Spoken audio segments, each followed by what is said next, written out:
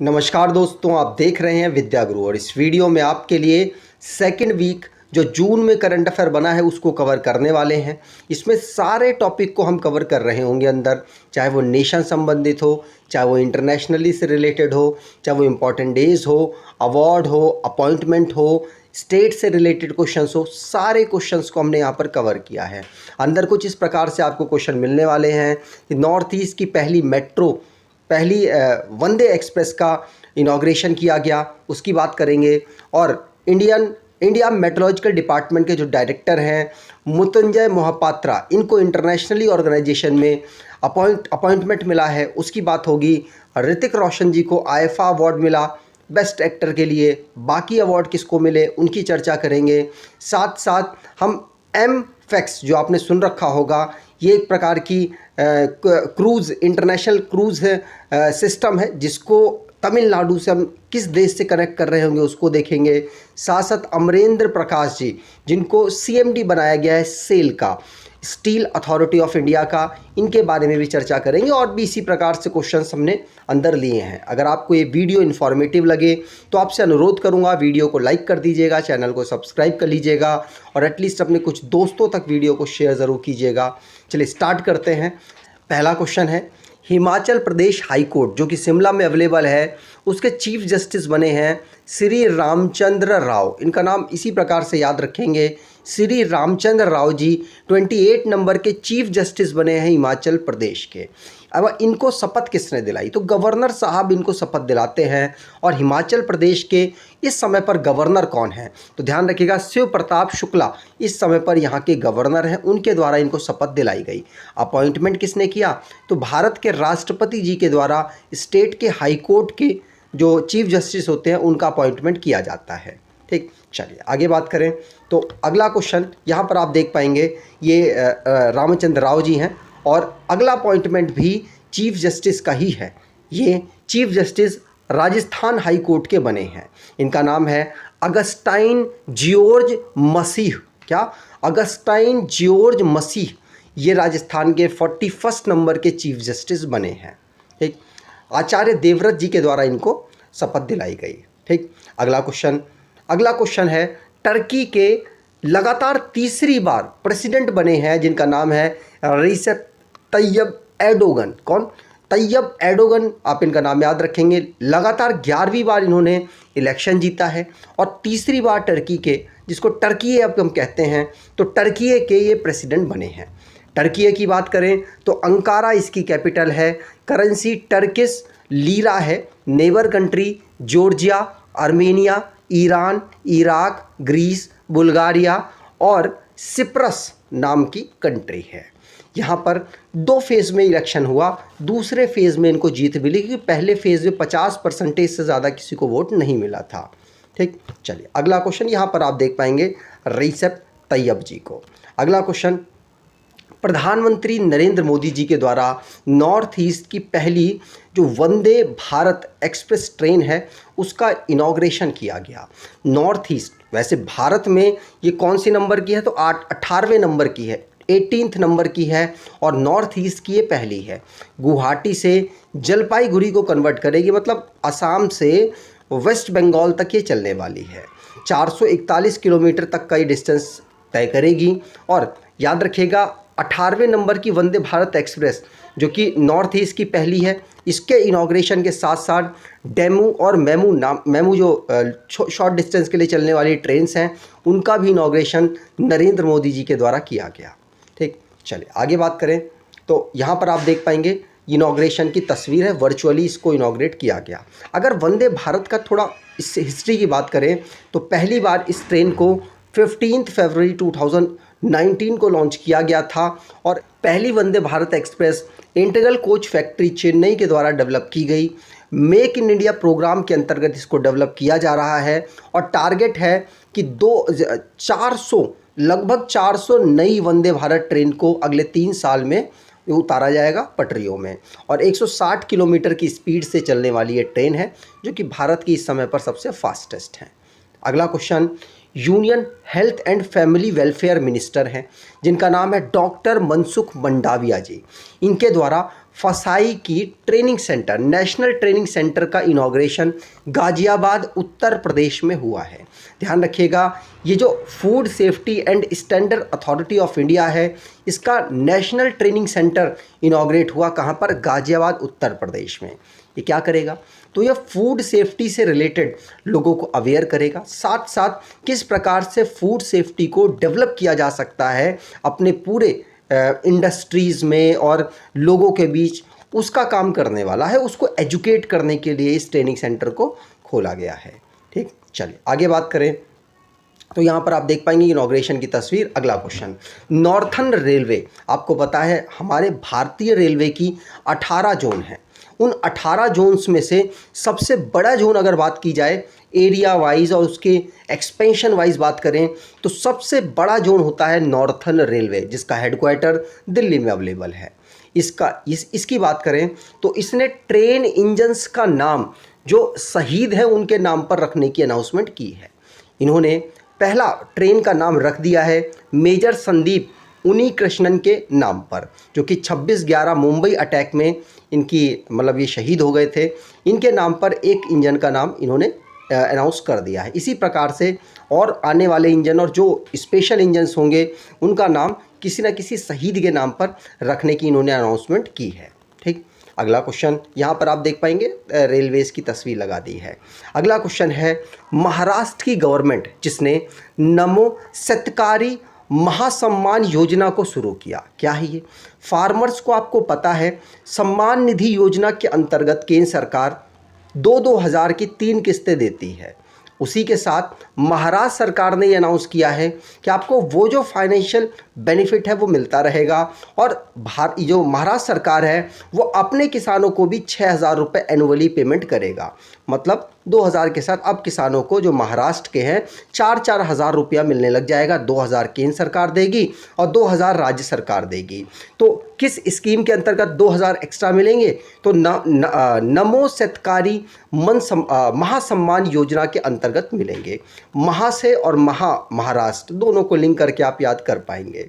आगे बात करें तो यहाँ पर जो शिंदे साहब हैं वहाँ के चीफ मिनिस्टर महाराष्ट्र के, उनके द्वारा अनाउंसमेंट की गई है। अगला क्वेश्चन, इंडिया मेट्रोलॉजिकल डिपार्टमेंट, इसके डायरेक्टर जनरल है मृत्युंजय मोहपात्रा। मृत्युंजय मोहपात्रा की बात करें तो इनको वाइस प्रेसिडेंट बनाया गया है। कहाँ पर? वर्ल्ड मेट्रोलॉजिकल ऑर्गेनाइजेशन में। मतलब भारत की जो मौसम विज्ञान के डिपार्टमेंट के जो हेड हैं वो मृत्युंजय मोहपात्रा जी अब वर्ल्ड मेट्रोलॉजिकल ऑर्गेनाइजेशन में डिप्टी मतलब माफ़ कीजिएगा वाइस प्रेसिडेंट के रूप में अपॉइंट किए गए।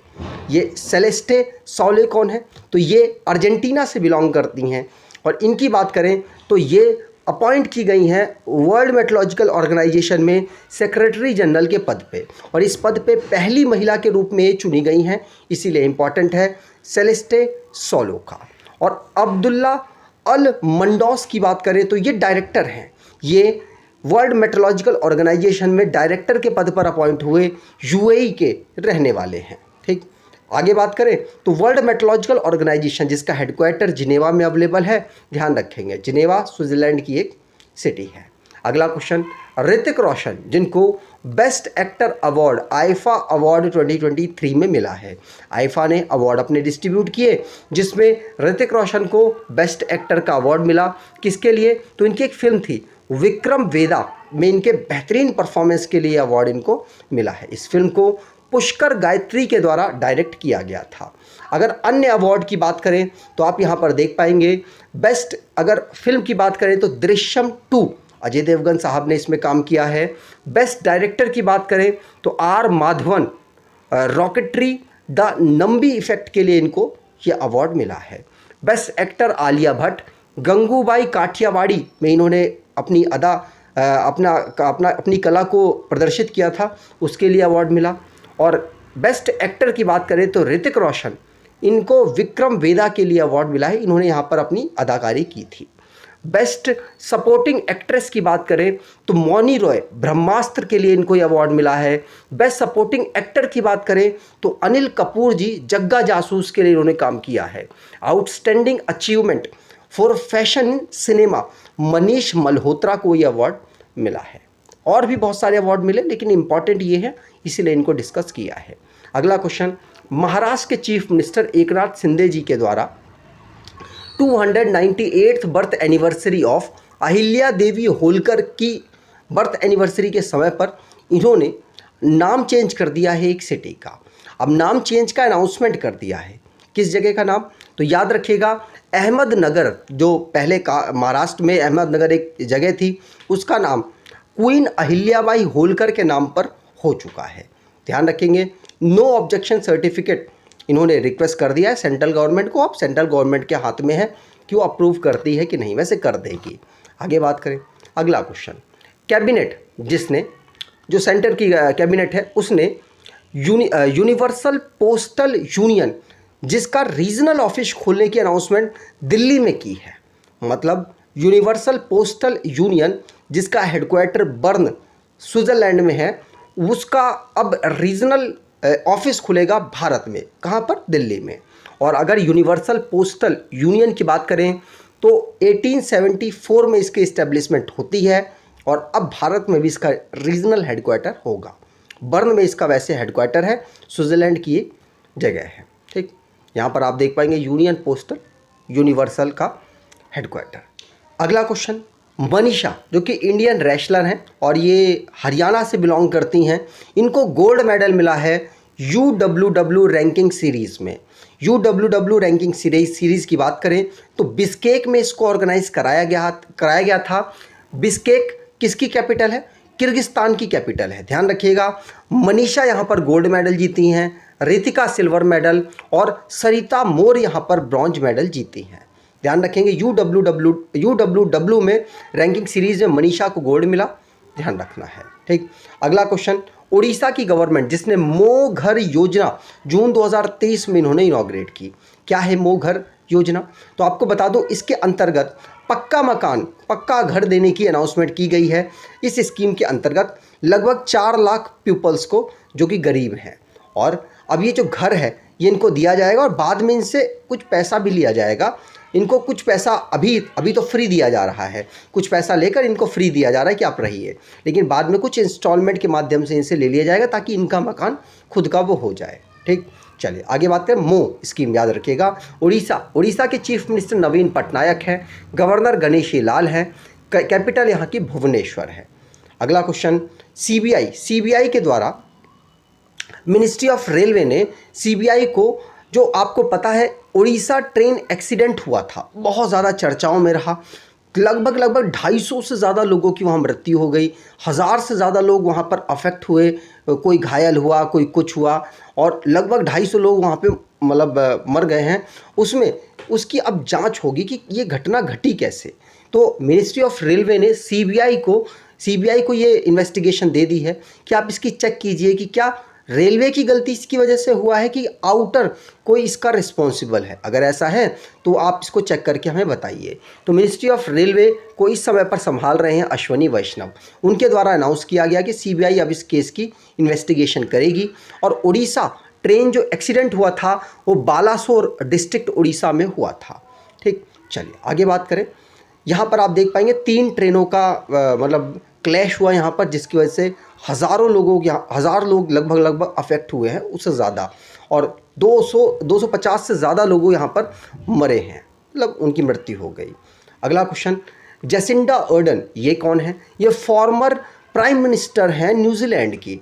इनको न्यूजीलैंड का 2nd हाईएस्ट ऑनर मिला है। क्यों मिला है? क्योंकि कोरोना के समय पर दुनिया परेशान थी, लेकिन न्यूजीलैंड वो देश था जो कि वेल मैनेज तरीके से चल रहा था। वहाँ पर कोरोना का ज़्यादा प्रकोप नज़र नहीं आया। रीज़न क्या था? इनका सबसे बेहतर मैनेजमेंट। इन्होंने इतना बेहतर मैनेजमेंट किया था कि कोरोना का इफ़ेक्ट न्यूजीलैंड में नहीं दिखा और ना के बराबर रहा था। वहाँ पर केसेस भी बहुत कम रहे। इन्होंने बहुत ज़्यादा टेस्टिंग स्पीड बढ़ा दी थी, लोगों में प्रतिबंध जो लगाए थे वो बहुत स्ट्रिक्टली लगाए थे, जिसकी वजह से कोरोना में काफ़ी बेहतर इन्होंने परफॉर्मेंस किया, जिसकी वजह से इनको न्यूजीलैंड का 2nd हाईएस्ट ऑनर मिला है। कौन? जेसिंडा अर्डन को। ठीक, यहाँ पर आप बीच में देख पाएंगे जेसिंडा अर्डन को। अगला क्वेश्चन, इंडिया की पहली इंटरनेशनल क्रूज शिप MV एम्प्रेक्स को फ्लैग ऑफ किया गया है सर्बानंद सोनोवाल जी के द्वारा। सर्बानंद सोनोवाल यूनियन मिनिस्टर हैं पोर्ट शिपिंग एंड वाटरवेज के। ये भारत की पहली इंटरनेशनल क्रूज शिप है MV एम्प्रेक्स, जो कि चेन्नई से श्रीलंका तक चलेगी। इसमें लगभग 17.21 करोड़ रुपए का खर्चा आएगा। ध्यान रखिएगा, इंटरनेशनल क्रूज टूरिज्म टर्मिनल के माध्यम से चेन्नई से इसे चलाया जाएगा श्रीलंका तक। पूछा जा सकता है किस कंट्री तक चलाया गया, तो श्रीलंका तक इसको चलाया गया। ठीक, अगला क्वेश्चन, यहाँ पर आप सर्वानंद सोनोवाल जी को देख पाएंगे।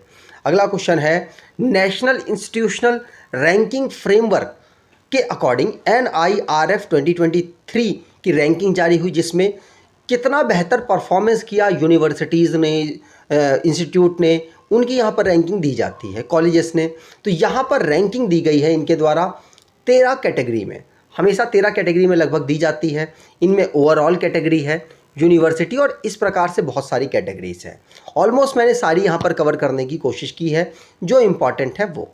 जैसे यूनिवर्सिटी की अगर रैंकिंग देखें पूरे भारत में, तो सबसे बेहतरीन परफॉर्मेंस किया है Indian institute of science Bengaluru ने, ये पहली रैंक पर रहा। फिर जवाहरलाल नेहरू यूनिवर्सिटी जो दिल्ली में है वो दूसरी पर, और जामिया मिलिया इस्लामिया तीसरे पर रहा। यूनिवर्सिटीज़ की कैटेगरी में बात कर रहा हूँ। अगला है ओवरऑल कैटेगरी में बात करें तो IIT मद्रास पहली पर रहा, IIT बेंगलुरु माफ़ कीजिएगा IISc बेंगलुरु दूसरे पर रहा, और IIT दिल्ली तीसरे पर रहा। ठीक, ये है ओवरऑल रैंकिंग। अगर इंजीनियरिंग कैटेगरी की बात करें तो इसमें भी IIT मद्रास टॉप पर रहा है, और Indian institute of technology Delhi IIT Delhi दूसरे पर रहा है, तीसरे पर IIT बॉम्बे रहा है इंजीनियरिंग की कैटेगरी में।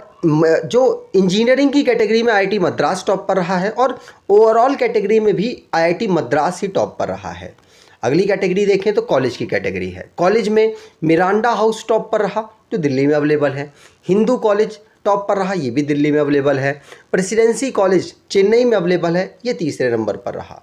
अगला क्वेश्चन, मैनेजमेंट की कैटेगरी की बात करें तो IIM अहमदाबाद पहले पर रहा, IIM बेंगलुरु दूसरे पर रहा, IIM कोझिकोड तीसरे पर रहा है। ये मैनेजमेंट की कैटेगरी वाले कॉलेजेस या इंस्टीट्यूट की बात की गई है।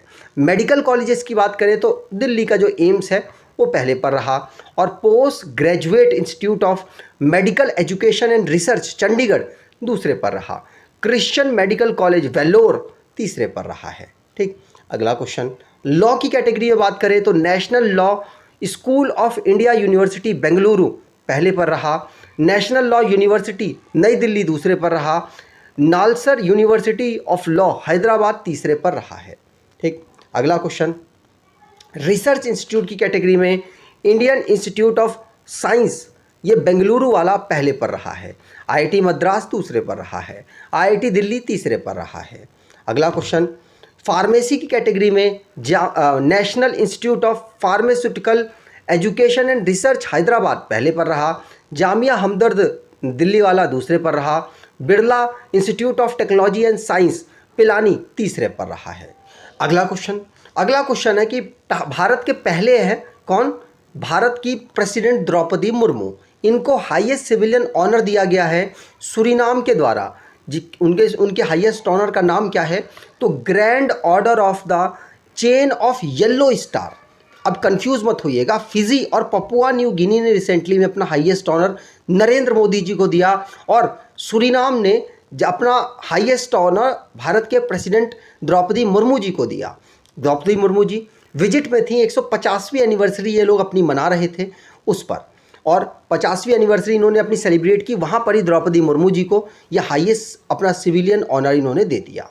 याद रखिएगा, ये जो ऑनर है यहाँ के प्रेसिडेंट चंद्रिका प्रसाद संतोखी ने दिया है। ठीक, और यहाँ की कैपिटल पारामारिबो है, और चंद्रिका प्रसाद संतोखी प्रेसिडेंट हैं। पॉपुलेशन लगभग इनकी 6,32,000 के आसपास है, जिसमें से 27% इंडियंस हैं। सुरीनाम डॉलर यहाँ की करेंसी है। ठीक, अगला क्वेश्चन, यहाँ पर आप तस्वीर देख पाएंगे। अगला क्वेश्चन है, भारतीय ओरिजिन के एक साइंटिस्ट हैं जिनका नाम है जोइता गुप्ता। कौन?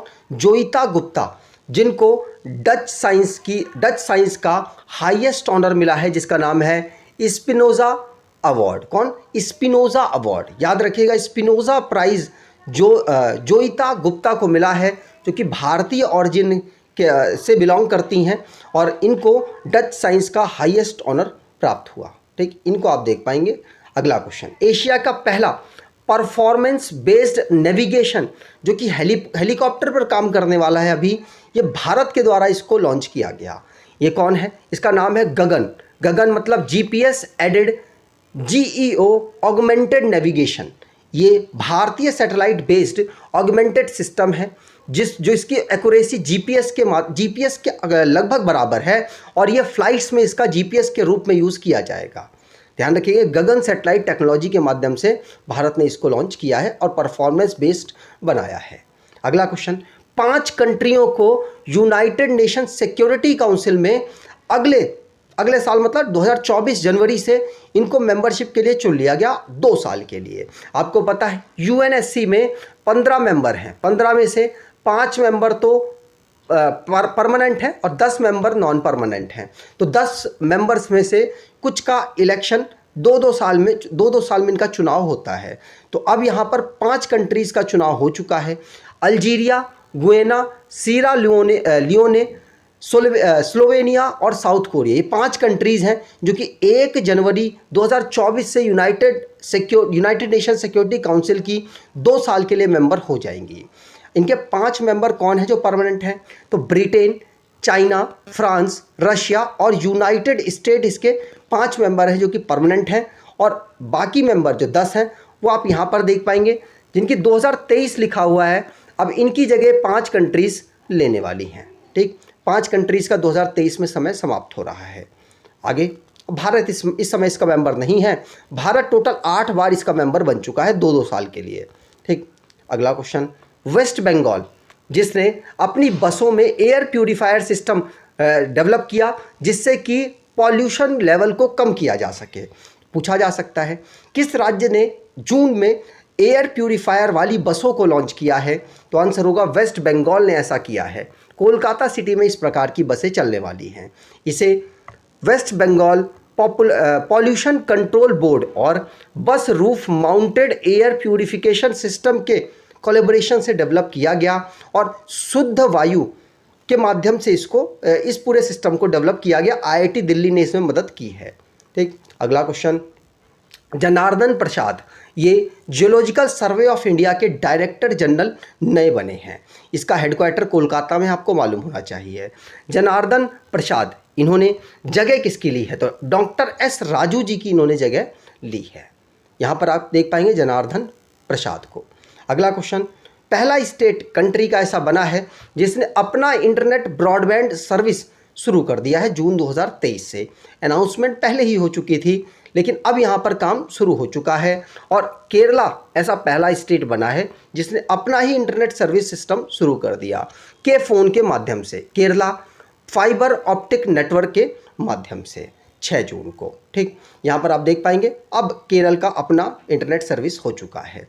इस पूरी सिस्टम को 2019 में केरला गवर्नमेंट ने लॉन्च किया था और काम उस समय पर शुरू हो चुका था और 2023 जून में अब सर्विस इसकी स्टार्ट हो चुकी है जून 2023 से। ठीक, अगला क्वेश्चन, मिस वर्ल्ड का जो खिताब है वो अलग अलग सिटीज़ में होता है। इस बार भारत में इसको ऑर्गेनाइज कराया जाएगा। 27 साल बाद ऐसा हो रहा है कि भारत में ये ऑर्गेनाइज होगा। 1996 में भारत में पहले मिस वर्ल्ड का खिताब ऑर्गेनाइज कराया गया था लेकिन अब 2023 में इसको ऑर्गेनाइज कराया जाएगा। ये बहुत बड़ी बात है। इसके सीईओ हैं किसके? मिस वर्ल्ड ऑर्गेनाइजेशन के जूलिया मोरले के सीईओ और चेयरपर्सन हैं। इन्होंने ये अनाउंसमेंट की है कि अब जो 71 नंबर का मिस वर्ल्ड का खिताब होगा वो भारत में होने वाला है। भारत की मिस इंडिया है इस समय पर सिनी सेट्टी भारत को लीड करने वाली हैं मिस वर्ल्ड में, ध्यान रखिएगा। और कैरोलिना बलवेंस्का ये पोलैंड की हैं, ये इस समय पर करंट मिस वर्ल्ड इस समय पर हैं। ठीक, यहाँ पर आप देख पाएंगे बलवेंस्का और ये भारतीय सिनी सेट्टी। यहाँ पर मिस वर्ल्ड की बात करें तो 1951 में इसे स्टार्ट किया गया। मिस यूनिवर्स 1952 में स्टार्ट किया गया।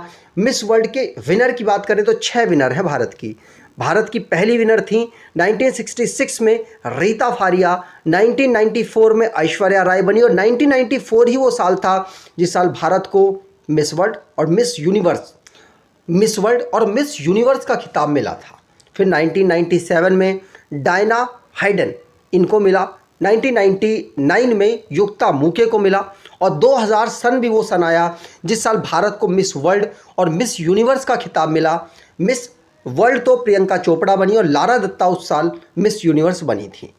2017 में मानुषी झिल्लर आखिरी पर्सन थी जो भारत को मिस वर्ल्ड का खिताब जिता पाई। अगला मिस यूनिवर्स की बात करें तो लारा दत्ता मैंने आपको बता दिया, और सुष्मिता सेन 1994 में सुष्मिता सेन, और 1994 में ही ऐश्वर्या राय मिस वर्ल्ड बनी थी और सुष्मिता सेन मिस यूनिवर्स बनी थी। हरनाथ संधू 2021 में भारत को मिस यूनिवर्स जिता चुकी हैं। अगला क्वेश्चन, बांग्लादेश ने बिपारजोय साइक्लोन का नाम रखा है जो कि अरेबिक सी में उठा है। ध्यान रखिएगा, बिपारजोय साइक्लोन जो कि मुंबई और साथ साथ गुजरात के कुछ रीजन्स को कवर करेगा, कुछ रीजन्स पे डैमेज पहुंचा सकता है। इंडियन मेट्रोलॉजिकल डिपार्टमेंट के द्वारा ये अलर्ट जारी किया गया, और इसका नाम किसने रखा, तो बांग्लादेश ने रखा है, ध्यान रखिएगा। यहाँ पर आप देख पाएंगे अगला क्वेश्चन है, इंडियन अमेरिकन है जिनको वाइस चेयरपर्सन नियुक्त किया गया है finance department of Harvard university में। तो इंडियन अमेरिकन कौन है, रितु कालरा, इनको vice president and chief finance officer Harvard university department of finance में नियुक्त किया गया। ये इस समय पर असिस्टेंट वाइस प्रेसिडेंट के रूप में finance and treasury and special project adviser के रूप में यूनिवर्सिटी में काम कर रही हैं। यहाँ पर आप देख पाएंगे रितु कालरा को। अगला क्वेश्चन, 6 गोल्ड भारत को मिले हैं, कहाँ किस में मिले हैं, तो एशियन अंडर 20 एथलेटिक्स चैंपियनशिप में 20वें नंबर की हो रही है। भारत को यहाँ पर 6 गोल्ड मेडल मिले, और भारत ने 6 गोल्ड के 7 सिल्वर और 6 ब्रॉन्ज, मतलब 19 मेडल के साथ तीसरा पायदान अपना फिक्स किया है। इसको याचोन साउथ कोरिया में ऑर्गेनाइज कराया गया 7 जून से लेकर माफ़ कीजिए 4 जून से लेकर 7 जून तक, ठीक। इसको पहली बार 1986 में ऑर्गेनाइज कराया गया था। अगर इस रैंकिंग की बात करें तो जापान इसमें पहले पर रहा 23 मेडल के साथ, 19 मेडल के साथ चाइना दूसरे पर रहा क्योंकि चाइना के पास गोल्ड ज़्यादा थे, और भारत 19 मेडल के साथ तीसरे पर रहा, 6 गोल्ड 7 सिल्वर और 6 ब्रॉन्ज मेडल के साथ। यहाँ पर गोल्ड मेडलिस्ट की आप अगर नाम देखना चाहें तो शॉटपुट में सिद्धार्थ चौधरी को मिला है, डिस्कस थ्रो में भारत प्रीत सिंह को मिला है, डेकेथॉन में सुनील कुमार इंपॉर्टेंट हैं, 400 मीटर रेस में राजियोना मलिक हीना को मिला है, 500 मीटर रेस में ललिता संदिलिया को मिला है, और 4x400 मीटर रिले में इंडियन टीम को गोल्ड मेडल मिला है। तो 6 गोल्ड मेडल यहाँ पर मिले हैं। अगला क्वेश्चन, अमरेंद्र प्रकाश ये नए chairman and managing director SAIL में चुने गए, steel authority of India limited में। ये इंडिया की लार्जेस्ट स्टील मेकिंग कंपनी है, 1954 में इसको इस्टेब्लिश किया गया, नई दिल्ली इसका हेडक्वार्टर है। अगला क्वेश्चन यहाँ पर आप देख पाएंगे अमरेंद्र जी को। अगला क्वेश्चन, महाराष्ट्र की कैबिनेट जिसने जेंडर इंक्लूसिव टूरिज्म पॉलिसी आई नाम की इसको इम्प्लीमेंट कर दिया है। ध्यान रखिएगा, डायरेक्टर ऑफ टूरिज्म और महाराष्ट्र टूरिज्म डेवलपमेंट कॉरपोरेशन के कोलैबोरेशन से इसको शुरू किया गया है, जिससे कि जो टूरिज्म प्लेसेस हैं उनको महिला फ्रेंडली बनाया जा सके।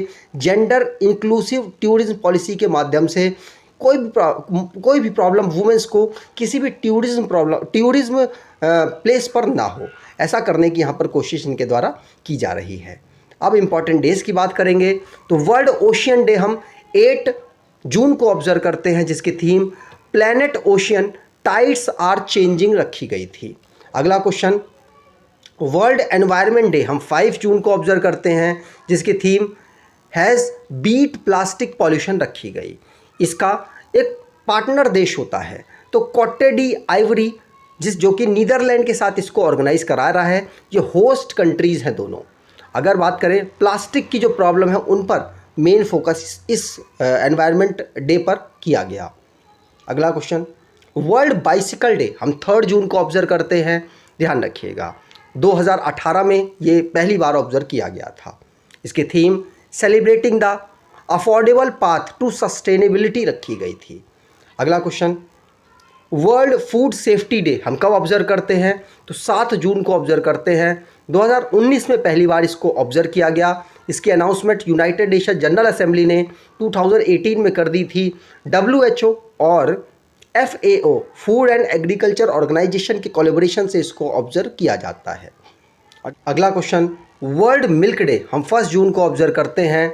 इसको 2001 में पहली बार मनाया गया था food and agriculture organisation of the United Nation के द्वारा। इसे मिल्क प्रोडक्शन के लिए लोगों को और देश को प्रमोट किया जाता है। इसकी थीम थी showcasing how dairy is reducing its environment footprint और while also providing nutrition food and livelihood इसकी थीम रखी गई थी। ठीक, उम्मीद करता हूँ आपको ये वीडियो अच्छी लगी होगी, इन्फॉर्मेटिव लगी है तो आपसे अनुरोध करूँगा वीडियो को लाइक कर दीजिएगा, चैनल को सब्सक्राइब कर लीजिएगा और एटलीस्ट अपने कुछ दोस्तों तक वीडियो को शेयर ज़रूर कीजिएगा। ऑलमोस्ट सारे एस्पेक्ट्स कवर करता हुआ मैं यहाँ पर आया हूँ।